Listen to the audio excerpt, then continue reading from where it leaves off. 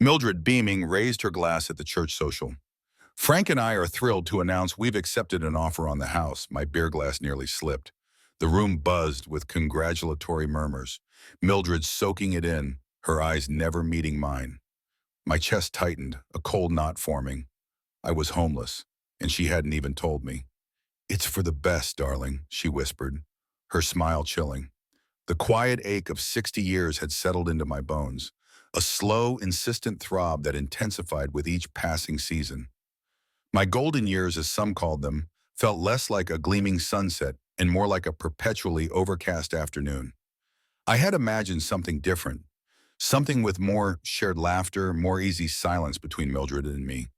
Instead, the silence had grown heavier, filled not with peace, but with the quiet hum of Mildred's new life spinning out of my orbit.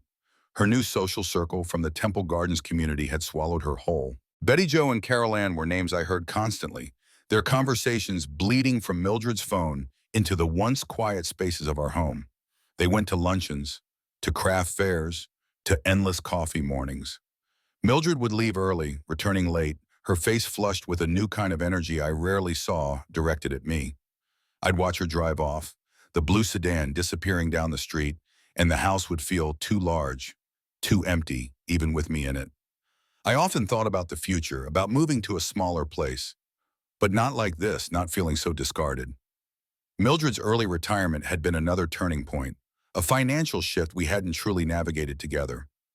Her pension, she told me, was just over half of what she used to make, a fact she presented with a tight smile as if it were a minor inconvenience easily overlooked. But the spending habits, the little indulgences, hadn't diminished.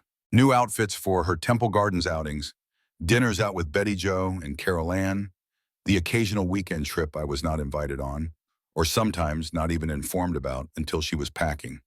The distance between us grew with each new receipt. "Mildred, don't I get to have dinner with you anymore?" I'd asked one evening, the words coming out quieter than I intended, almost a plea. She had been on the phone laughing at something Betty Jo had said. She cupped the receiver, her hand over the mouthpiece. "Later, Frank, we're talking about the rummage sale." The pang of loneliness was a familiar ache, a dull echo in the vastness of the dining room. I just wanted to eat a meal across from her, like we used to. There were moments, brief and forced, when we still touched. A hand on my arm as she passed, a quick, almost perfunctory kiss goodnight. In those moments, I would try to cling to the memory of what life felt good used to mean, to the warmth of her body beside mine. But even then, I sensed a shift, a new kind of detachment. Her thoughts seemed elsewhere, her gaze distant, fixed on some horizon I couldn't see, a horizon that did not include me. The first hint of the house sale came not as a direct conversation, but as a subtle insinuation. Mildred mentioned Dale Hansen, a realtor she'd chatted with at the grocery store. "He said property values are really up, Frank," she'd remarked one morning over coffee, her eyes scanning the real estate section of the newspaper she'd suddenly started buying. I just nodded, barely listening, too preoccupied with the sputtering coffee maker. I had no idea that plans were being made behind the scenes, that a decision was already forming in her mind, like a slow-growing current. Then, one Tuesday, she brought it up directly. "Dale thinks we could get a great price for this place. He's got a couple of buyers already looking for something historic, like ours." I set down my mug, the clatter sharp in the quiet kitchen. "Are you serious? Why would I want to sell? I really love this house." The words were out before I could temper them, raw with my disbelief. This house, our house, was a living record of our 50 years. The high ceilings, the creaking floors, the garden where I'd spent countless Saturdays. It was the only constant I felt I had left. Mildred, however, was prepared. Her argument was calculated, delivered with an almost clinical precision. "Think about the financial benefits, Frank. We could free up capital, and the upkeep on a house this size, it's getting to be too much for us. A smaller place, something modern, simpler, less to worry about." She spoke of less, of simpler, as if these were universally desired outcomes, not a stripping away of all I held dear.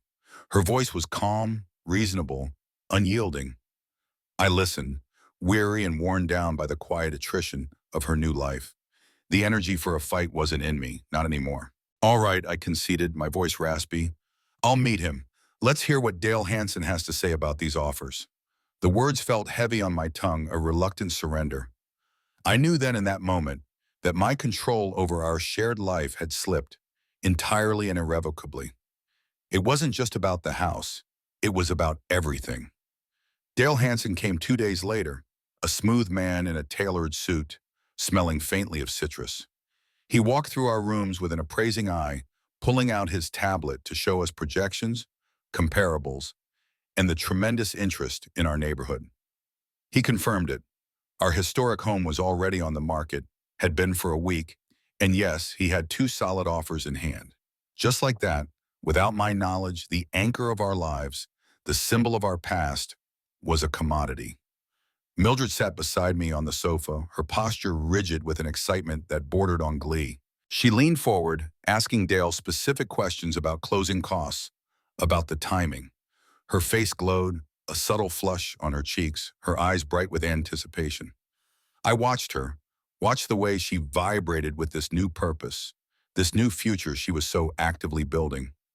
I felt nothing but a profound, quiet sense of loss, a vast emptiness that expanded to fill every corner of the house.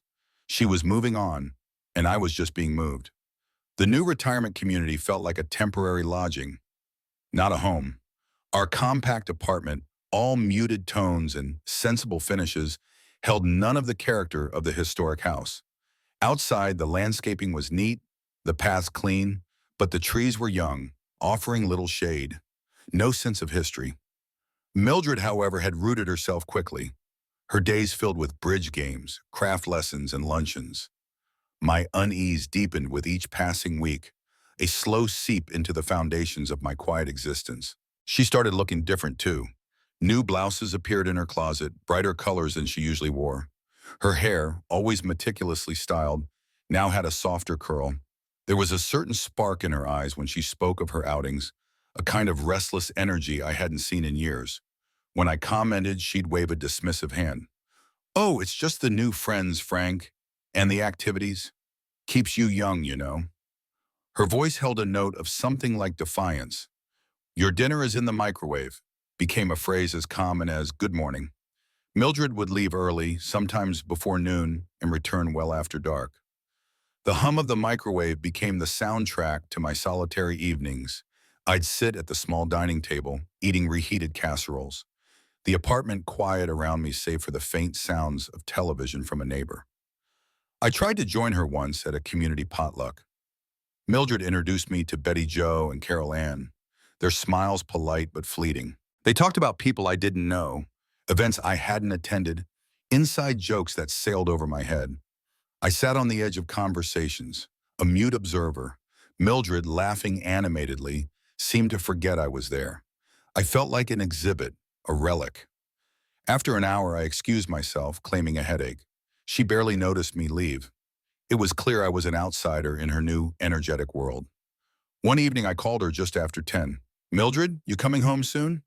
There was a slight hesitation on her end. "Oh, Frank, yes, soon. We're just finishing up a bridge game here at Betty Jo's." Then a low murmur in the background, distinctly male. It wasn't loud, just a cadence, a deeper pitch that cut through the polite chatter. Mildred's tone shifted abruptly. "Everything all right, Frank?" she asked, a sudden sharpness in her voice. "Yes, fine," I said, my hand tightening on the receiver. "Just wondering." My quiet suspicions began to fester, a dull ache beneath the surface of my daily routine.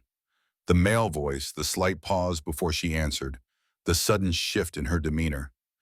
These things settled into the quiet spaces of my mind, taking root. I started observing her phone habits. She would take calls in the next room, her voice hushed, lower than usual. Sometimes she would hang up quickly when I entered, her smile a little too wide, a little too guarded. Then the receipt. It fell out of her purse when she tossed it onto the armchair. A small slip of paper from Prestige Jewelers, dated last Tuesday. Last Tuesday, she had told me she was having dinner with Carol Ann at Carol Ann's house, watching a movie. Prestige Jewelers was clear across town, not near Carol Ann's place, not near our usual shopping districts. The purchase was for a small, ornate silver brooch. It wasn't something she would buy for me, and I hadn't seen her wear it. I put the receipt back in the purse carefully as if replacing a stolen thought. That night, I tried to confront her, gently. Mildred, you have been out late a lot recently. I tried to keep my voice even, neutral. Just wondering, everything all right? She turned from the sink, wiping her hands on a dish towel. Frank, honestly, I'm just enjoying myself. You're not used to me having a little fun, are you? It's fine. Betty Jo, Carol Ann, we just lose track of time. Her gaze was steady, unwavering, but something in her eyes remained carefully unreadable. I let it go. There was no crack in her resolve. The chasm between us grew wider, a silent canyon that swallowed unspoken words and ignored glances. The comfort of our shared history felt thin, stretched to the point of transparency. The silence between us now was not peaceful, but heavy, charged with things unsaid, things I was afraid to acknowledge. One night, the unease in me became too much. It was past 11 and Mildred was at a late-night bingo game at the community hall. I got into the car, telling myself I needed milk, or maybe just a drive. I circled past the Temple Gardens Community Hall. Its lights were still on. Through the window, I saw figures moving, but the distance was too great to make out faces. Parked a little way down the street, beneath a sodium lamp, was Mildred's blue sedan. It sat there, still and silent, a familiar shape in the otherwise deserted lot. I drove past slowly, a lump forming in my throat. I felt a sickening mix of dread and a desperate hope that my suspicions were wrong, that it was just me getting old and grumpy, seeing shadows where there were none. Maybe it was just bingo. Maybe the male voice was just a television in the background. Maybe the receipt was for a gift for one of her new friends. But the gnawing feeling persisted. I spent my evenings alone, the television my only company, its blue light flickering across the empty room. Our once familiar marriage, a sturdy oak in my mind, had begun to feel like a carefully constructed facade, thin and brittle, ready to crack at the slightest tremor. I'm going to meet Betty Jo for some errands, then maybe grab a quick lunch, Mildred announced one Tuesday afternoon. She was dressed in one of her new brighter blouses, a splash of color I barely recognized. Don't wait up. She kissed my cheek, a quick, almost practiced gesture, and was out the door before I could respond. This time, I didn't just watch her go. I waited 5 minutes, then pulled on my old jacket, keys already in hand. My old Ford started with a familiar rumble, a comforting, steadfast sound in the face of my churning stomach. I kept a careful distance, just enough cars between us so she wouldn't spot me. She drove not towards the familiar mall or the grocery store, but towards the downtown area, a part of the city we rarely frequented anymore. She parked near a small, independent coffee shop, the kind with mismatched chairs and an aroma of burnt sugar. My heart began to pound a slow, heavy rhythm against my ribs. I pulled into a spot down the street, obscured by a delivery truck. Mildred walked in, and moments later, a man rose from a table in the corner. He was taller than me, silver-haired, with a confident air. He smiled, a wide, easy smile, and Mildred's face lit up in a way I hadn't seen in years. They embraced a lingering touch that was far too intimate for casual acquaintances. He pulled out her chair, leaning in close as she sat down, their heads almost touching. Earl Dobson, I heard later, was his name. The pieces of the puzzle, the hushed calls, the guarded smiles, the receipt, the male voice on the phone, they clicked into place with a painful, sickening finality. A cold dread settled deep in my stomach, turning everything to ice. I watched them for 20 minutes, sipping my lukewarm coffee in the car, until they left the shop, still close, still murmuring. They got into his dark blue sedan, not Mildred's, and headed out of town towards the highway. I followed, the Ford's engine a steady pulse against the frantic beat of my own heart. They drove for another 10 minutes, then turned off onto a service road, pulling into the parking lot of the Sunset Motel, a place with faded paint and a neon sign that buzzed even in daylight. I saw his car pull up to one of the rooms, and then, a few seconds later, I saw Mildred get out of the passenger side and disappear inside with him. My worst fears confirmed themselves in the harsh light of the motel parking lot. My world tilted. I drove home slowly, the scenery blurring into a meaningless smear. The apartment felt suffocating when I walked in, empty of all but the thrumming silence of my shock. Mildred wasn't back yet. I sat on the sofa waiting. When her key finally turned in the lock, the sound was a jarring invasion. She walked in, humming softly, her purse slung over her shoulder. "Frank, you're home early." She smiled, a bright, innocent smile that now felt like a cruel mockery. "Millie, I have been up early," I said, my voice sounding distant, even to me. "Where were you really this afternoon?" My eyes were fixed on hers, unblinking. Her smile faltered, just a fraction. "Oh, Frank, I told you, Betty Jo and I went shopping, but she had a last-minute appointment, so I just ran a few errands myself. Got held up at the dry cleaners. You know how it is." Her words tumbled out, a clumsy web of lies, each thread transparent. I reached into my pocket, my hand trembling slightly, and pulled out my phone. I had taken one picture, a quick, shaky shot as they walked into the coffee shop, her hand resting lightly on his arm, their heads bent together. It was blurry, but undeniable. I placed the phone on the coffee table between us, the screen glowing with their captured intimacy. "Is this Betty Jo, Millie?" The color drained from her face. The facade crumbled, shattering into tiny, sharp pieces. Her shoulders slumped. "Oh, Frank," she whispered, her voice barely audible. She didn't deny it, couldn't. It's not what you think. Not entirely." She wrung her hands. I just, I've had feelings for someone. It was a mistake, just a mistake." Her words hit me like a physical blow, leaving me numb, breathless. My throat felt constricted. "A mistake?" I echoed, the word tasting like ash. "Who is he, Earl?" I remembered the name from the coffee shop, from a snatched piece of conversation I had overheard. "Tell me about Earl, Millie, all of it." She sat down heavily, avoiding my gaze. It's it's been going on for a few months. Since after I retired, really, I needed some excitement, Frank. Something different. My life felt so quiet." She looked up, her eyes pleading. "It didn't mean anything against you." My head swam. Months. My golden years had been spent in ignorance while she sought excitement elsewhere. Everything we built, 50 years of shared life, of small comforts and quiet trust, had it all been a lie? Had I been living in a carefully constructed illusion? The thought was a bitter poison. His full name, Mildred, and everything, Edmund. "How often? Where? Is he married?" I demanded, needing to understand the depth of this deceit, to quantify the wreckage. I needed to see it clearly, even if it destroyed me. Her pleas for forgiveness, for understanding, for a fresh start were a distant hum against the backdrop of my shattered trust. They rang hollow, echoing in the now empty chambers of my heart. I couldn't hear them, couldn't feel them. All I felt was the crushing weight of betrayal. I stood up, the movement stiff, deliberate. "I'm going to the spare room."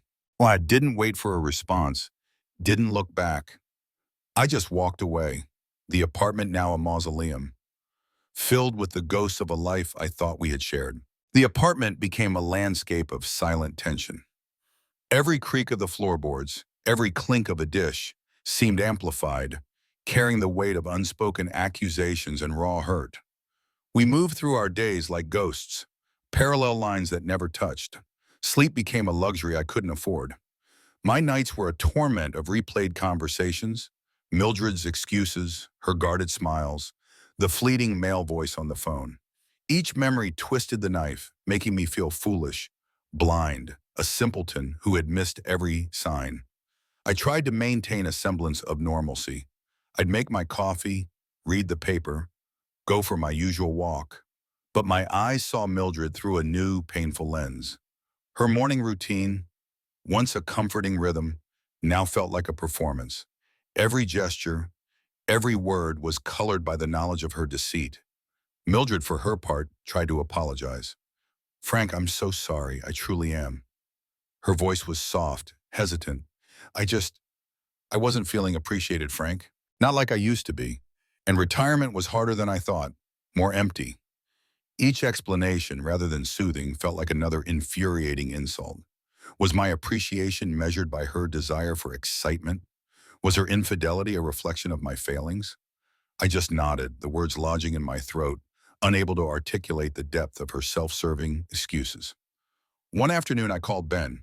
He was an old friend, a fellow retiree from the plant, a man who had seen me through countless small crises.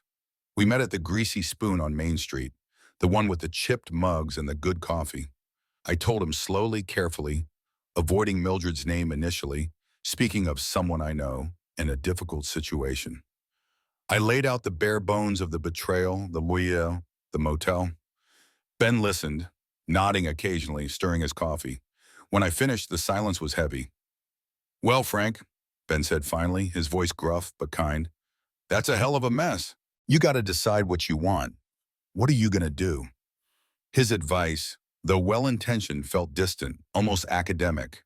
It offered no solace, no clear path, just another burden of decision-making. I nodded again, thanked him, and left, the coffee growing cold in my stomach. The need to understand Earl Dobson consumed me. I started asking around, subtly at first. A casual word dropped with a former colleague who now volunteered at the community center. A question to an acquaintance at the hardware store who knew everyone. Earl Dobson, I learned, was a relatively new resident in Temple Gardens. He was known for his jovial nature, his easy laugh, and his love for bridge games. He was also, someone mentioned, married. His wife, Eleanor, she's a lovely woman, quiet, keeps to herself a bit, but very kind. The news landed like another stone in my gut, another layer of betrayal, another innocent party caught in Mildred's excitement. My options felt equally bleak, each path leading to a desolate future. Divorce meant dismantling 50 years of life, dividing assets, lawyers, public spectacle. It meant admitting openly to the failure of my marriage. Exposure meant humiliation for Mildred, perhaps for Earl and his wife, a messy public spectacle. Enduring the pain quietly meant living a lie, suffocating under the weight of her deceit, watching her continue her new life as if nothing had happened, and the financial implications. The sale of the historic house had given us a comfortable nest egg, money meant for our shared retirement, our quiet dreams of a comfortable old age. Now, the thought of dividing it, of starting over, of losing the security we had carefully built, made my head ache. The dream of our shared future, a quiet peace in old age, was gone, replaced by a tangled mess of legal and emotional complexities. Mildred, sensing my profound withdrawal, swung between contrite apologies and defensive anger. "You're just trying to make me feel bad, aren't you, Frank?" she accused one evening, her voice sharp. "I already said I was sorry. What more do you want?" Her anger, rather than hurting me, merely strengthened my resolve. It was easier to deal with her indignation than her feigned remorse. I felt my spirit eroding, a slow, imperceptible wearing away of the person I was. The quiet, trusting man, the one who found comfort in routine and predictability, was slowly disappearing under the immense weight of this trauma. I started to withdraw from our shared social circle. I avoided the community hall, the common dining area, even the walking paths. I couldn't face the thought of encountering Betty Jo or Carol Ann, unsure who knew what, who might be silently judging, who might be complicit. The thought of Earl and Mildred together, in that motel room, at coffee shops, sharing hushed conversations, consumed me. It sparked a deep, cold anger that surprised even me. A man who rarely raised his voice. It wasn't just sadness or betrayal. It was a simmering rage at the casual cruelty, the complete disregard for our shared life. The numb shock began to recede, replaced by something colder, sharper. My grief, which had felt like a suffocating blanket, slowly hardened into a quiet, simmering resolve. Mildred and Earl, I decided, would pay a price. Not with violence, not with public outbursts, but in the measured, methodical way that life in the Midwest sometimes demands when things go fundamentally wrong. I started at the public library, hidden behind rows of tax guides and self-help books. I looked up legal statutes, divorce laws in our state, specifically researching the implications of infidelity. The language was dry, dense, full of legalese, but the message was clear enough. Adultery could factor into the division of marital assets. Simply walking away, I realized, would likely leave Mildred financially secure, comfortable in her new life, while I was left with the emotional scars and a diminished future. That thought, more than anything, cemented my path. My meticulous nature, once reserved for my workshop, now turned to observation. I began documenting everything. A small notebook, kept hidden in my desk drawer, became my ledger of deception.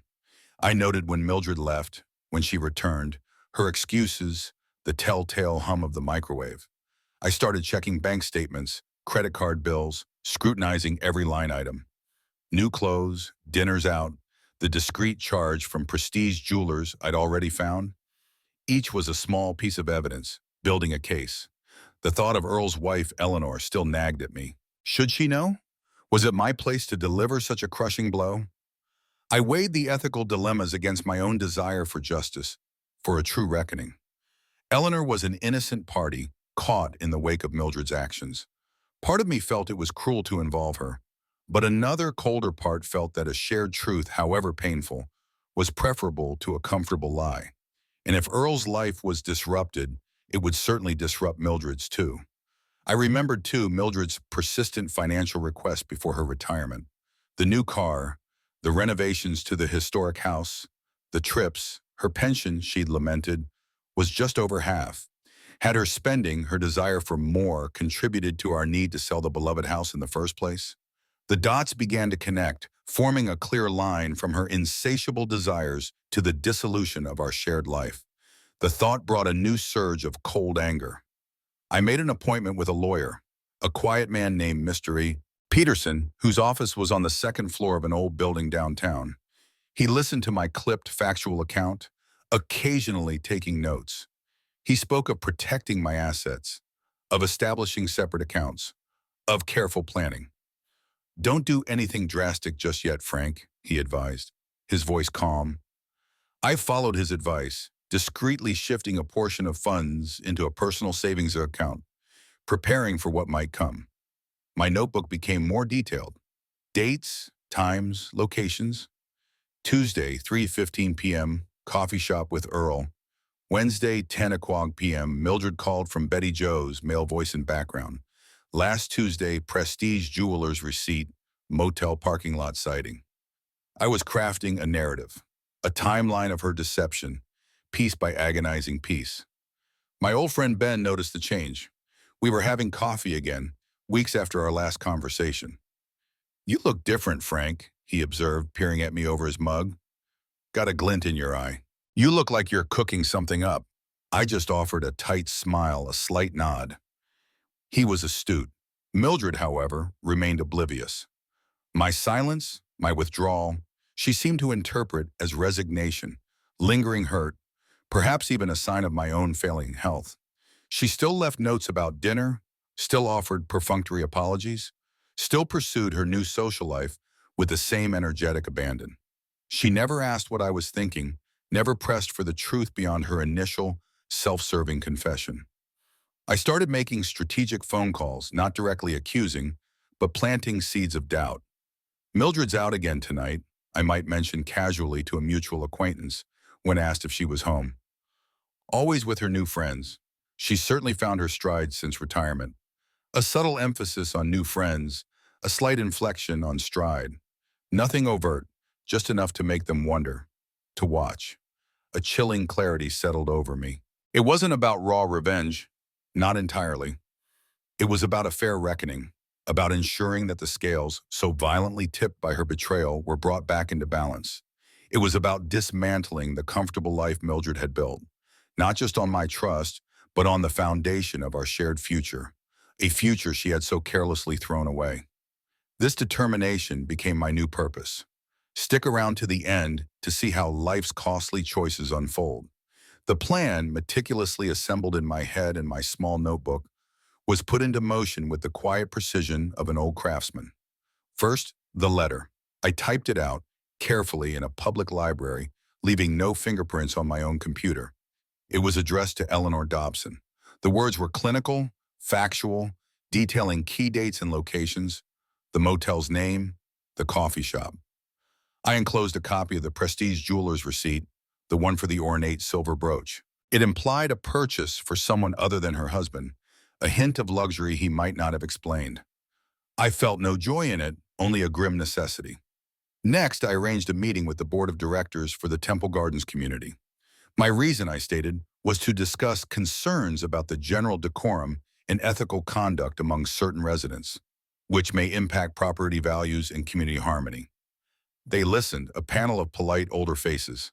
I didn't name Mildred directly, but I spoke of a hypothetical situation. A resident whose new expensive lifestyle was supported by questionable means, someone whose disregard for marital vows might spill over into community expectations. I hinted at financial imprudence, the quick sale of a historic home to fund a frivolous new existence. It was enough. The seeds of doubt were planted. The letter to Eleanor Dobson had its intended effect, swift and brutal. I heard it through the grapevine, a hushed conversation overheard at the grocery store, then confirmed by Ben. There had been a furious public confrontation between Earl and his wife, a shouting match that echoed through the quiet streets of Temple Gardens. Eleanor, I learned, had left their apartment, staying with a sister. Earl, in a panic, predictably confronted Mildred. I heard their argument, muffled but distinct, through the thin walls of our apartment. His voice was laced with anger, her replies defensive, desperate. "You exposed us, Mildred. How could you?" he'd shouted. "I didn't. It wasn't me," she'd insisted, her voice tight with panic. It was a heated argument between two lovers caught in the wreckage of their own making. I sat in the spare room, the sound washing over me, feeling nothing but a chilling satisfaction. Whispers began to circulate through the close-knit Temple Gardens community like wildfire. My strategic disclosures to the board, combined with the public display of Earl and Eleanor's marital implosion, ignited a blaze of gossip. Heads turned when Mildred walked into the dining hall. Conversations stopped mid-sentence.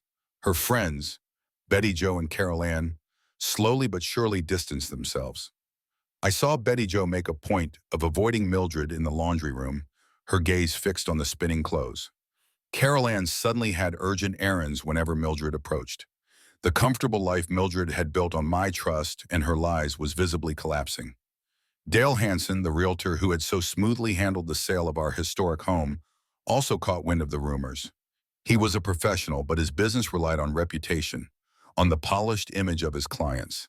He saw Mildred's carefully crafted veneer crumbling, and I imagined he saw his own future dealings in the community potentially tarnished by association. I maintained a stoic, almost detached demeanor throughout. I ate my reheated dinners alone, read my paper, and watched the chaos unfold. My face remained impassive, betraying none of the grim satisfaction that settled deep in my chest. Then, the final step. With Mr. Peterson's help, I officially filed for divorce. The papers cited irreconcilable differences, but also more specifically, infidelity and financial imprudence. It was all legal, all factual, and this move further solidified the public narrative, giving concrete legal weight to the whispers and gossip. Mildred received the papers with a mixture of shock and fury. She stormed into the spare bedroom, waving the documents. "How could you, Frank? This is cruel. You're trying to ruin me." Her face was red, her eyes wet with tears, but they were tears of self-pity, not remorse. I looked at her, my gaze steady. "You chose this path, Millie." My voice was calm, even. "You chose the lies, the secrets, the other man. You chose to spend our money, to sell our home, to build a life apart from me. This is simply the consequence of your choices." I felt no cruelty, only a bitter clarity. A profound, bitter relief washed over me. The weight of keeping the secret, of living with the deception, was finally lifted. The emotional cost had been immense, tearing at the fabric of my soul. But seeing her comfortable life, built on such flimsy foundations, visibly collapse around her, brought a cold, hard sense of justice. The divorce proceedings were a stark, clinical dissection of our 50 years together. Mr. Peterson, my lawyer, was efficient, presenting the meticulously gathered evidence with quiet authority. Bank statements, credit card receipts, my timeline of Mildred's clandestine activities. Each document painted a clear picture of her financial missteps and the extent of her secretive spending during the affair. The ornate silver brooch, purchased from prestige jewelers, even made an appearance as an exhibit. Mildred's lawyer, a younger man, tried to discredit my evidence, but it was too substantial, too undeniable. The judgment came down, harsh and unyielding. Mildred faced significant financial penalties. Her share of our combined assets, including the proceeds from the historic home, was diminished, far less than she had clearly anticipated. Her dreams of a lavish retirement, fueled by my security, crumbled in the courtroom. Earl Dobson, too, faced his reckoning. His marriage was in ruins, Eleanor having moved permanently to her sister's in Ohio. His reputation within the close-knit Temple Gardens community was shattered. I saw him once in the grocery store, his jovial air replaced by a drawn, harried look. He quickly turned his cart down another aisle, avoiding my gaze. His excitement had come at a steep price. I watched Mildred's public humiliation unfold, a slow, agonizing process. Her once vibrant social life shriveled. The bridge games, the craft luncheons, the coffee mornings, all ceased to include her. I saw her walking alone on the community paths, her head down, no longer engaging in the animated conversations that used to define her days. Betty Jo and Carol Ann were explicit in their distancing, their disapproval clear. "We just can't tolerate that kind of deceit, Frank," Betty Jo had told me one afternoon, her voice tight with self-righteousness. "It reflects poorly on the whole community." Mildred, isolated and financially strained, found herself struggling to maintain her lifestyle in Temple Gardens. The smaller apartment, once a symbol of her new freedom, became a cage. The prospect of having to leave, to sell even this modest dwelling, loomed over her. The gossip, once a distant hum, now surrounded her, thick and suffocating. I felt a hollow victory. The justice I had sought was delivered, the scales balanced, but it didn't erase the pain. The bitter taste of truth still lingered. In the quiet moments, I experienced doubts, questioning the morality of my actions. Had I become as cold, as calculating, as Mildred? The thought was unsettling. Was this retribution or merely another form of cruelty? Ben, my old friend, saw it in my eyes. "You did what you had to do, Frank," he said one afternoon, his voice low. "But don't let it eat you up. Don't let her take any more from you." He saw the toll the ordeal had taken on my spirit, the lines etched deeper around my eyes, the quiet resignation in my posture. The apartment in Temple Gardens, tainted by the echoes of betrayal, now felt unbearable. I began the process of selling it, eager to cut all ties to that painful chapter, to move beyond the lingering presence of Mildred and her choices. It was a tangible step towards a new beginning, a final severing. Mildred, desperate, attempted one last plea. She stopped me by the mailboxes, her eyes red, her voice cracking. "Frank, please, can't we just try again?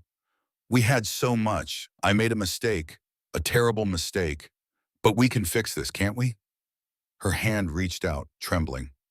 I looked at her, at the wreckage of what we had been.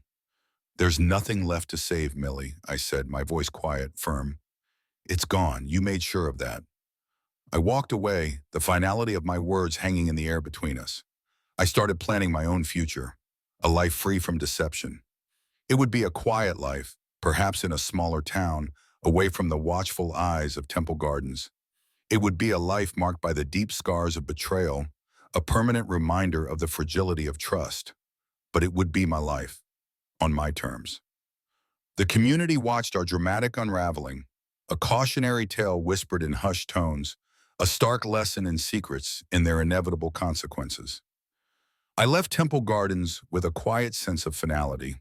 The apartment, now sold, was stripped bare, echoing with the ghosts of arguments and betrayals. My new place was small, a modest bungalow in an older tree-lined neighborhood on the other side of town. It had a tiny garden I could tend, and the pace felt slower, more grounded. No more active adult communities or carefully curated social calendars. Just quiet, unassuming normalcy. In the solitude of my new home, I spent countless hours reflecting on my marriage. The initial anger had dulled, replaced by a deeper, more nuanced understanding. I saw my own role in Mildred's slow drift away. The moments I had been too preoccupied, too comfortable in our routine to notice the subtle changes, the growing distance. Not that it excused her actions, but it allowed for a more complete picture, a less one-sided narrative. I had been complacent, perhaps, but never deceitful. Slowly, deliberately, I began to rebuild my life.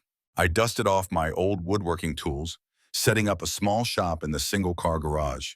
The scent of sawdust became a comforting presence. I started attending local history lectures at the library, finding new people, genuine connections, not merely acquaintances forged through proximity. There was a quiet man named Arthur who shared my interest in local architecture, and we began meeting for coffee, discussing the finer points of brickwork and cornice design. News of Mildred reached me sporadically, filtered through old acquaintances. She had, eventually, been forced to sell her place in Temple Gardens. The financial strain of her diminished assets, combined with the social ostracism, had made it untenable. She had left town, moved to live with a distant cousin in another state, I heard. Earl Dobson, too, had faced repercussions. His professional association, the board of which I had discreetly spoken to, had quietly removed him from his leadership position. His wife gone, his reputation in tatters, he had also relocated, disappearing from the community entirely. Both had paid their price. One afternoon in the canned goods aisle of the supermarket, I ran into Betty Jo and Carol Ann. Their faces registered immediate awkwardness. "Frank," Betty Jo stammered, "how are you doing?" Their forced politeness, their inability to meet my eye, confirmed their shift in allegiance, their discomfort in the face of the scandal. I simply nodded, exchanged a few pleasantries, and moved on. The encounter was brief, but it underscored the completion of Mildred's unraveling. The lingering bitterness was a stubborn companion, a dull ache beneath the surface. I grappled with it, understanding that true peace meant finding a path to forgiveness. Not for Mildred, perhaps, not yet, but for myself. To release the anger, to let go of the consuming need for retribution, that was the final hardest step. I read a local newspaper article about the changing demographics of retirement communities, how they were evolving, some becoming more transient, less rooted. The irony was not lost on me, reflecting on my own abrupt departure from Temple Gardens, a place that promised community but delivered only betrayal. I started volunteering at the local historical society, finding a strange solace in preserving the past, documenting the stories of people long gone. It was a stark contrast to my own lost history, the chapters of my life with Mildred now permanently altered, some erased entirely.